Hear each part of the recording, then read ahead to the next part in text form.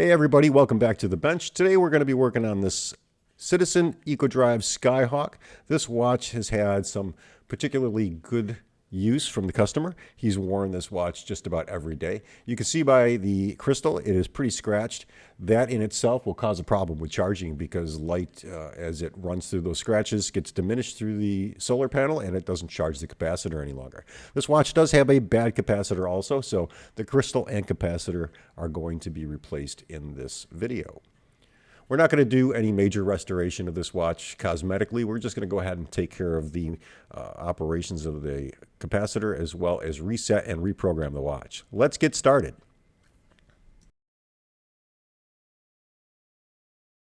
So what are we going to need to do this job? We're going to need the correct capacitor for this particular model watch. This is an E650 EcoDrive. And we're going to need the correct low dome crystal. This is a 28.9 millimeter by 2 millimeter low domed crystal. It is mineral glass, not sapphire. Sapphire only comes in flat.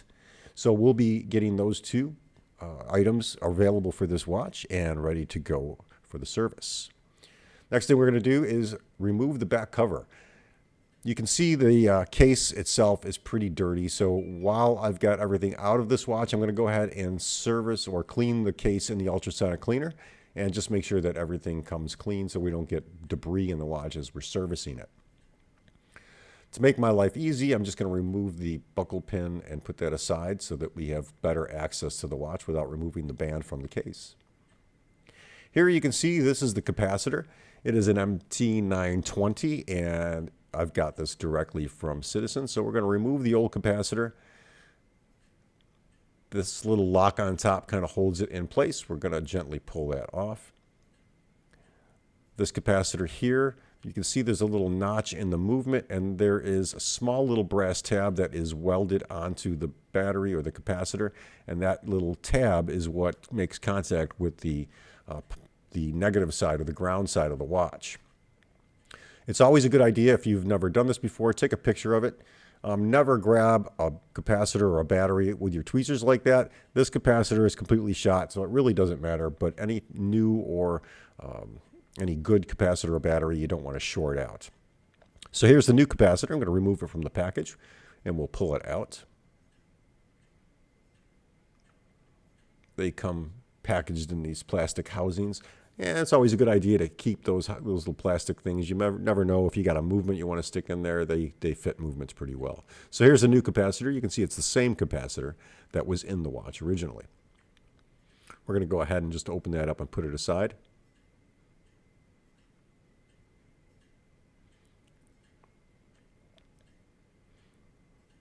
And again, you don't want to touch that with your fingers because you can make it dirty.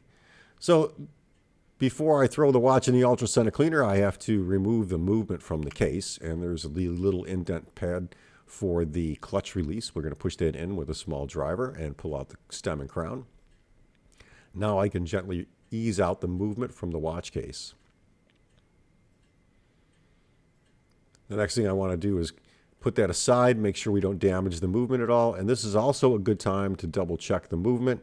See if there's any damage to the surface of the movement, any debris. I'll use a hand blower often to blow out any dust or debris that's on the face of the watch. But just be careful because you don't want to damage the hands or cause any scratches on there. Underneath that dial is the solar cell. So I'm just going to take a quick gander at that dial and make sure that everything looks good. I don't see any marks on it. Just some debris. We'll blow that off and get it ready for service. Next thing we need to do is pop out the old crystal. In most cases, you can pop these out with your fingers, but if you don't, use a crystal press to pull them off. This one popped out pretty easy, and of course, you can see it's pretty dirty in there. So again, this is a good candidate to throw in the ultrasonic cleaner. We're not going to save that old crystal. We're just going to throw it out. There's no reason to bother with it. Some people like to polish them, but for the cost of a new crystal, you're better off just replacing it. And I'm going to throw that case in the ultrasonic cleaner, and you can see the dirt coming off of that thing is just amazing.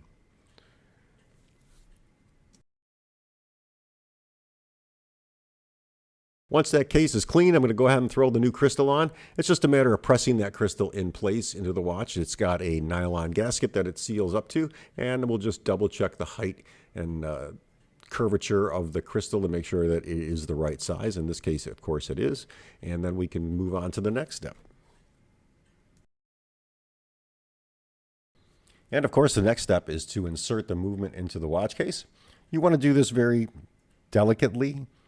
Remember, the hands are exposed on the watch movement when you're putting it in, so you want to make sure that the hands aren't going to touch any part of the watch case when you're putting it in. Sometimes you can insert these movements with the case insert. Sometimes you can't. In this particular instance, I had to remove the insert. And what I'm doing is just to line everything up correctly and make sure that the movement stays in place while I'm working on it. I'm going to insert the crown and stem. Once that's all set, I can go back and insert the plastic housing for the movement holder, and that basically is going to hold the movement in place in the watch case. Once that's done, I'm just going to double check everything, make sure that it's seated correctly.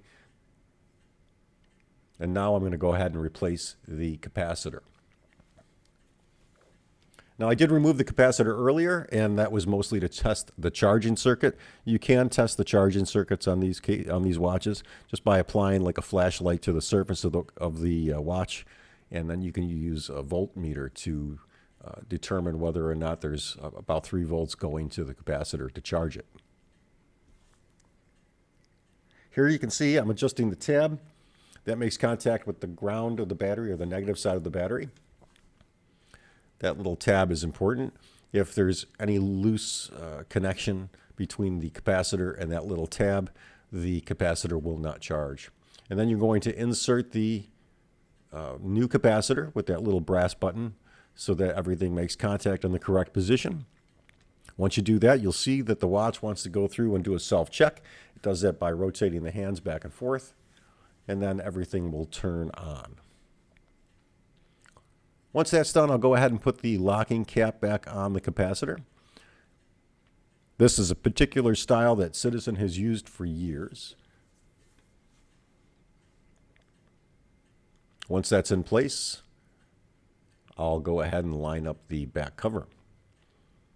And anytime you're working with a screw back cover, just be careful that you thread it correctly, because if you misalign those threads and try to tighten it up, you can damage the watch case or the back cover in such a way that the watch will never be water resistant. So you want to make sure that the threads are seated correctly.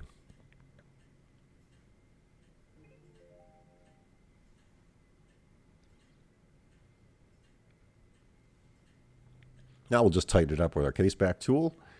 And I'm going to go on to the next step, which is to double check everything.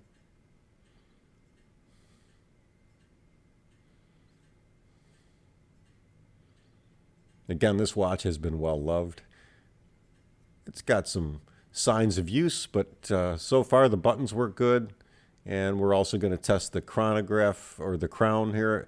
We'll pull it out to one position. Should be able to set the time. In this case, we're working in the chronograph mode. So that crown, when you turn the crown, it changes your mode. So we're also going to test that while we're doing anything else here. And the start, stop, reset works. That's always good. Let's just change functions. We'll go to set time.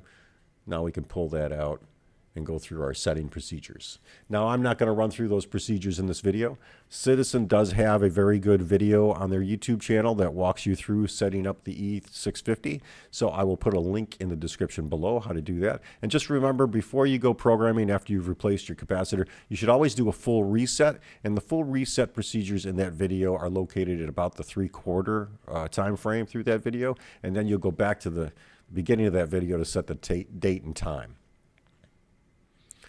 So I'm going to go ahead and do that now and get this all reset and reprogrammed for the customer. And once we're done with that, we can come back and take a look at the watch and make sure that it's all working good. So at this point, I've already reset and reprogrammed the watch. It's all set for daylight savings time and standard time, so the customer only has to push that little on-off button to make sure that it changes modes twice a year. And I'm going to go ahead and put the band back together so that the watch is just about done. So what I've done here is change the crystal, change the capacitor, reset, reprogram the watch, and clean the band and case. The buttons are good. They seal well. The watch is ready to go back to the customer. I think he'll be very happy with this. And hey guys, if you like this video, please give it a thumbs up, and thanks for watching. Have a wonderful day. Keep your watches running good.